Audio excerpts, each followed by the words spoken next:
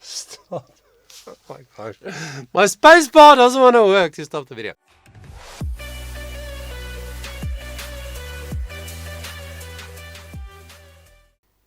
What's up, guys? Welcome to the channel.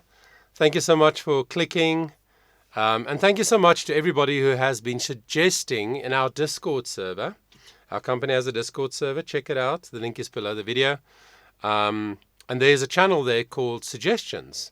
And I've been getting so many suggestions from all over the world, and I'm so excited about that because it exposes me to new singers and new things that I've never seen before and that maybe would normally not be part of my world. So I'm really enjoying it.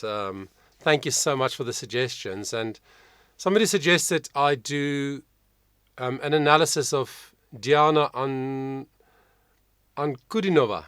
I'm trying. Diana Ankudinova.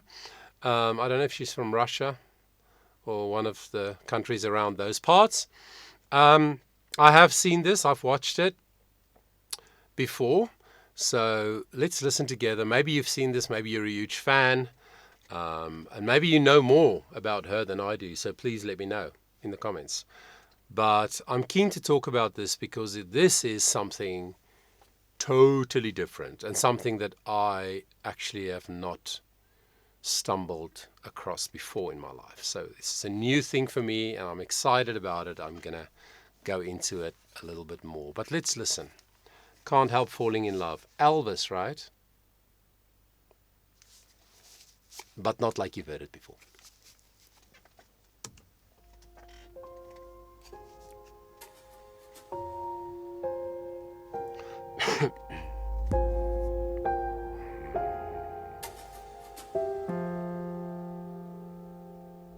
Wise men say only fools rush in, but I can't help falling in love with you. Oh my gosh. Now, like I said, I did hear it before, but she sings in F minor. So firstly, this song is normally a major. Wise men say only fools rush in, right? But she sings, wise men say only fools rush in. And then this, but I can't help. So cool. Just that is just brilliant. Taking such a well-known song and turning it into a minor. But then, obviously, she sings super low for a female vocal. But not just low.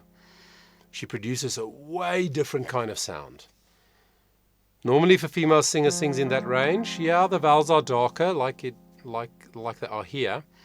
But hers is super dark and it sounds like a male voice. I mean, for me, it'd have to be an octave lower, right? But I can't help. I mean, it's ridiculously low.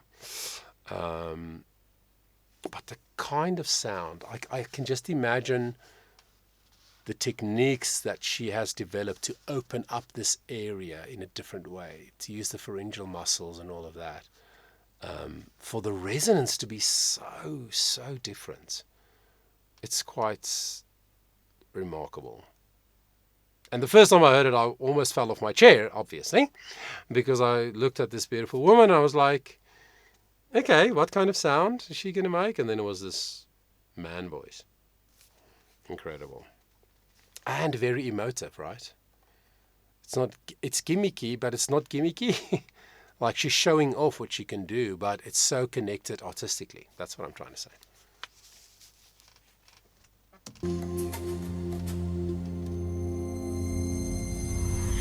Wise men say only fools rush in, but I can't help falling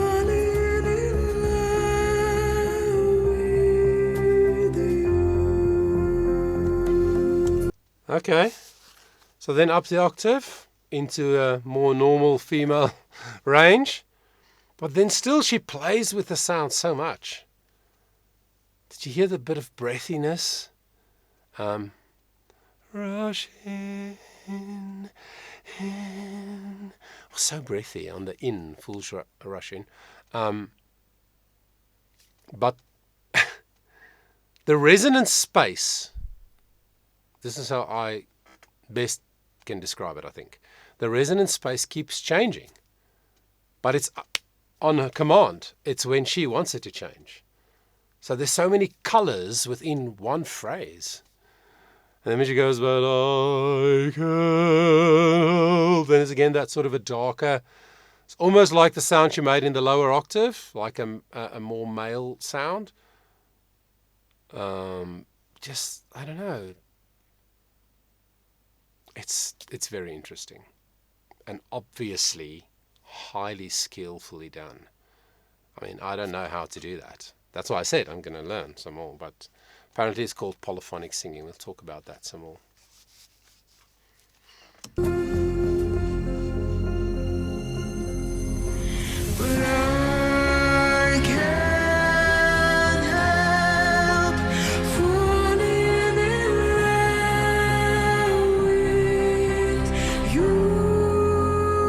There she did it again.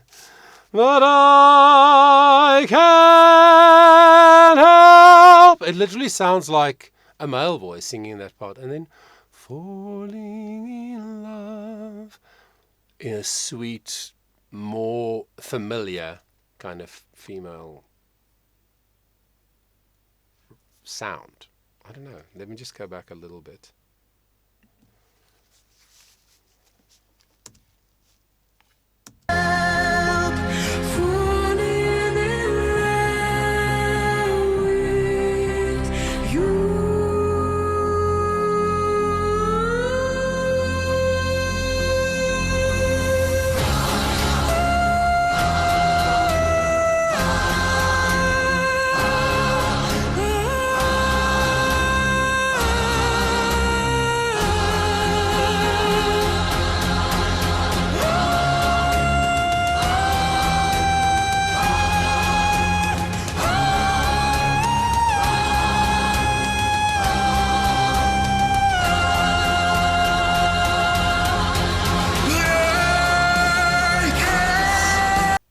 Oh my gosh. My space bar doesn't want to work to stop the video. Oh my gosh. And then, I mean, freaking hell. That's a high B flat. And it doesn't sound like a soprano. You know? A typical soprano voice. I mean, that's almost, not operatic, but that's almost a sound that you would associate with art music or classical music. But she doesn't sound like a soprano because she's not. She's just a super skilled vocalist who can sing from a freaking low C. This is a high B flat. That's almost 3 octaves. That's insane. Like almost Dimash vibes. I'm sure you know who Dimash is if you don't find out. Because he is the human that I've seen on earth that can cover the greatest range with consistent control live and all these different kinds of sounds. But this is, yeah, it's really spectacular. But my point was actually, it's not a normal soprano sound that you would expect a soprano type of voice to make in that range. It's still got an edge to it that comes from this manipulating, I almost want to say, the overtones. So maybe you don't know what overtones are. Let me quickly explain. Every pitch that can be produced by a voice or a musical instrument or whatever, every sound is made up of a scientifically very specific perfect formula that's always the same of overtones. So it's a whole bunch of higher pitches many of those high pitches, which is not as a single frequency or pitch, even audible to the human ear. It's higher than off the piano, right? So it's all these higher frequencies in a very specific, like I said, sequence of intervals that makes you hear this pitch. And a good quality sound on a cello, on a piano, on a trumpet, and with the voice, a good quality sound has many overtones. It makes it a rich sound. It makes it a full sound. It makes it a beautiful sound. It makes it an energized sound that can convey the emotion. All right. So polyphonic singing, like I said, is something new that I've discovered. And I've actually done another video on a lady who demonstrates that incredibly. You must watch that. I'll put the link in the description. And learn with me if you don't know about this stuff. So polyphonic singers develop their muscles in this area in a way where they can sing two pitches at the same time. It doesn't make sense. Because obviously the vocal folds are only able to vibrate, oscillate at one frequency at a time. But if you can enhance some of the overtones that is part of that foundational tone, then you can apparently, I haven't tried it, but you can have the foundational tone and one of the overtones heard at the same time. So I think there's something that she does there when she sings in that high, super high range. I mean, this is a 1, 2, 3, 4, 5. A flat 5 and B flat 5. And it just sounds different to what you would expect. So emotionally connected as well.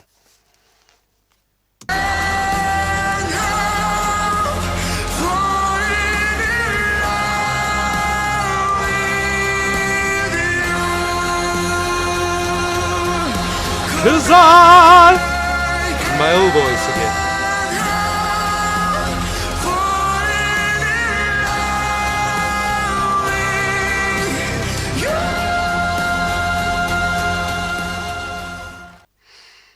Sure. Yeah. Yeah, that's something very, very different, very special, very interesting to me.